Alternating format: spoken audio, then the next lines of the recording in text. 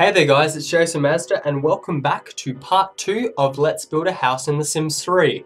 Please remember to like this video and leave a comment answering some of the questions I'm going to answer throughout this video.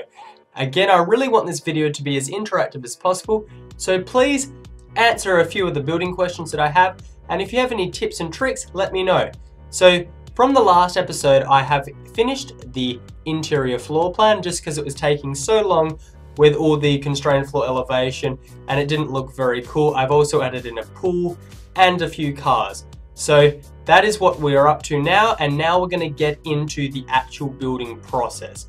So throughout reading your comments on the first part, I have decided to implement a few of the things that you guys have told me, and you'll see that in just a sec. Here we are adding in some of the windows. Again, I went for sort of a brown rim around the edge and then white interior fixtures. I thought it looked quite nice. I actually really like this windows design on the corner here. It looked natural and it sort of... The corner windows I like in my house.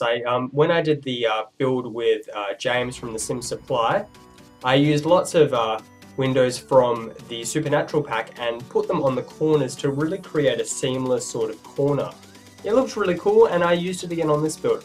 I really like these modern windows. They did come with some store content. I can't remember which store content, but it is store content. Here I decided to add a little cool garden. So I've used some of the green grass from the Into the Future expansion pack, just adding in some flowers which are from the, Sunlit Tides world. Just sort of creating a nice little beach garden. I thought it looked really cool. Again, you don't have to garden this or anything, it will just look pretty, which is the idea of this garden. So I didn't add too many objects here. We'll get back to adding some more in just a sec. So what do you guys think of the window placement of this house so far? We haven't really finished the entire window set, but you have seen quite a bit so far. So do you like it? Do you not like it? What would you change? Let me know and I can hopefully do some stuff. I just added a window in the middle of the mid constrained floor elevation floor level and it looked really weird. So here we are just getting over onto the doors of the house. So I actually went with quite a few different door designs for this build. I thought it really deserved it, and here I actually changed the wall size of that room just so I could add the door in because it wasn't working properly. And I decided to go with a different door design. I actually went with seamless windows just because I thought it looked nice, it let some light in. And there's also the other large glass wall on the other side of the room, so I thought it looked good with that whole room. So here we are just about to add, we've got a nice zoom up of the bird, adding in a few more windows on the left hand side now. Again, I went for sort of seamless glass on this side as well. I thought it looked pretty, needed some light to enter this side of the house as well, and just sort of continuing the theme of a really modern open house which let all the light in. I'm really liking how this build is going so far, and I was really happy with all the comments that I got for the first part. I really like this kind of style of video where I'm interacting with you guys and you guys are helping me out with the house. I think it's really, really cool. So I think I'll be continuing this in the future if it gets enough support. So I really did like those brown windows with the sort of rim around it. I thought it looked really cool. And here I am adding another wall window from the store. I am obsessed with some of the store content at the moment, and I added enough of it just to really make it sort of like almost my dream beach house at the moment. As you'll see in the next part when I add some sort of exterior landscaping items, you get to see just really the potential that The Sims has. And I think I went with a face design sort of there for that window. I thought it looked really cool. Oh, actually no, maybe I changed it. I don't know if I kept it.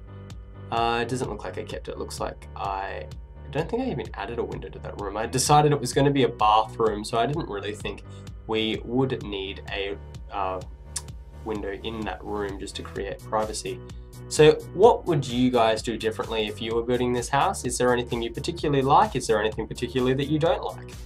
So here we are. Luigi Rules, who is another builder, told me to add some sort of foundation level to the final floor just to create, so it wasn't just completely flat. So I went with his advice and I'm very happy with how it turned out. Just adding in some like modern sunroofs and the sort of stage floor here. This design was really cool. Just adding in some more sunroofs. Sunroofs are probably my favorite item in this game at the moment for building, because I've had to put up with using custom content sunroofs for so long, and now finally I have them for myself with the Into the Future expansion pack, and then everyone else can have them. I was going to add a few other roof designs, but I thought I'd keep it simple for this episode. I don't know if I actually will add anything to it, but let me know what you think of the roof design so far. I wasn't sure what to add at this point. I ended up going with just this thing which came, I believe, with Roaring Heights, but I'm not quite sure. And then just recolored it just to match the color scheme of the brown and the cream color. We actually will change the cream color in just a sec. I couldn't actually remove the adequate number of floor tiles, so I just kept it like that. It looked really cool from the exterior point.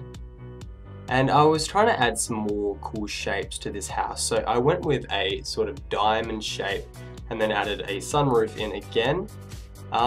Here I was trying another sort of design, but it wasn't going to work with the amount of space that I had. And then just trying out some more shapes. So here with these videos, you really get to see the sort of all the errors we have before we come up with a great design, which is really cool. I really like that aspect of it. So you can see that we're not just building everything perfect the first time. It really does take time to build these houses. So again, I just added that diamond shape. I thought it looked really cool. I might actually continue adding some more in the future. So here we are working on the pool. I know this pool design is quite basic in reality compared to some of my other pool designs, but I really like this simple shape. It's quite nostalgic for me to build a pool design like this because it's the same pool design that you could build with The Sims 2. Here I am adding a swim up bar. Took a bit of time to actually get it in the right spot. Got it there in the end, and then recolored it to match the brown. The roof matches the floor, and the white wall sort of matched the white walls of the house, which makes sense. So what objects do you want to see in the backyard? So we're just starting on the backyard, so what kind of objects would you like to see? Would you like to see a barbecue area, a sauna, barbecue area, said that, spa, just anything like outdoor kitchen, whatnot. Here I've actually decided to change the wall color because I thought it was illuminating too much, and some people thought it looked a little bit weird with the sort of color variance. It was too much, the white to the dark brown. So I went with sort of a gray color, which sort of dulled it down a little bit, made it stand out a little bit less, and sort of dulled the illumination on the right hand side. It's still there, but it's not as drastic. And I really liked the grey colour. I thought it looked quite nice and still kept the modern theme. Here we are going to add in a pool slide. I had a little bit of trouble with this. I needed to actually go down to the level of the pool, and then it worked perfectly. I don't know why. Never had that problem before. And then just sort of matching it up so it's all symmetrical. I went with a nice cyan blue colour for this, cerulean sort of colour. And then I added sort of for kids theme pattern to the ladder, which looked cool because this house is going to be really good for kids as well, just because there's so many fun items. And I'm going to add some cool baby items as well, which I've grabbed from the store. I've grabbed lots of items from the store recently and I'm really excited to use them.